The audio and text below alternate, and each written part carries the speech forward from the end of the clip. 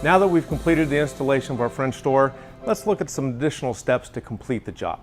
We're going to demonstrate here what happens when we're tightening down these screws and not shimming it up. So let's go ahead and look at this. We're going to take this door, we're going to open it up, we're going to take these screws in 1/2 of a turn of a screw, 1/2 rotation of a screw in this top corner, and see how it affects this door. Now look at the top margin there. You've seen that it was very, very good. The margin on the outside above that outside hinge is very good.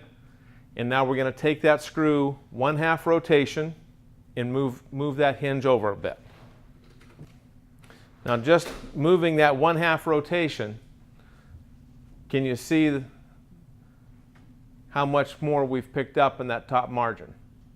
It's tilted the door up just a little bit and opened up that margin. Now you can imagine that if you had a 1/2 a rotation or a 1/4 down here and a 1/4 down here, before you shimmed it, you put some screws in and pulled it back, it would be very easy to pull that door that direction and this door this direction. The telltale sign of that is the margin above this top hinge. You see how the hinge margin here is fine, and as it goes up, it gets narrower. So that frown at the top, frown at the bottom, frown on all 4 corners means that these doors have been pulled apart as we're installing them. And it's just that 1/4 turn to a 1/2 a turn of a screw that creates that.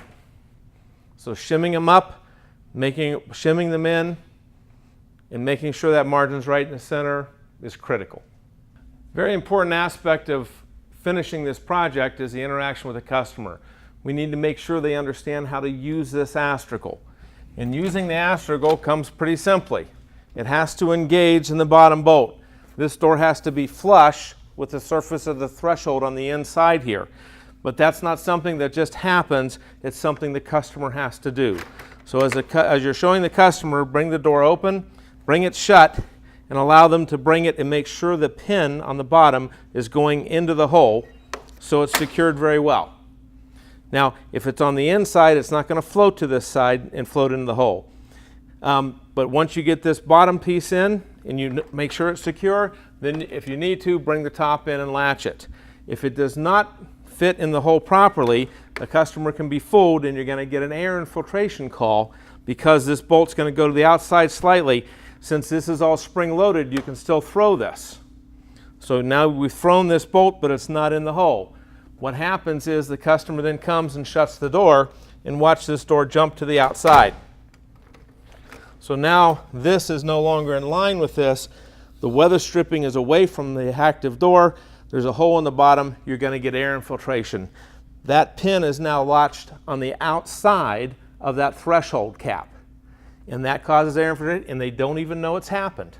But we have to instruct them to make sure that we throw this bolt here into that hole, make sure it's in the hole, and then the customer's ready to go with this door. Thank you for watching our 3-part series on French entry door installation. As you can see, your success depends on your attention to detail.